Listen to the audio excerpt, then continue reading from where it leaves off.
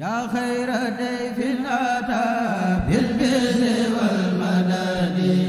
ahlan wa sahlan wa tarhiban bilaa adadi yaa xayra dayfin ataa bil birri wal madadi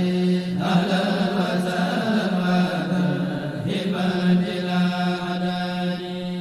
laa zilta dayfan kariman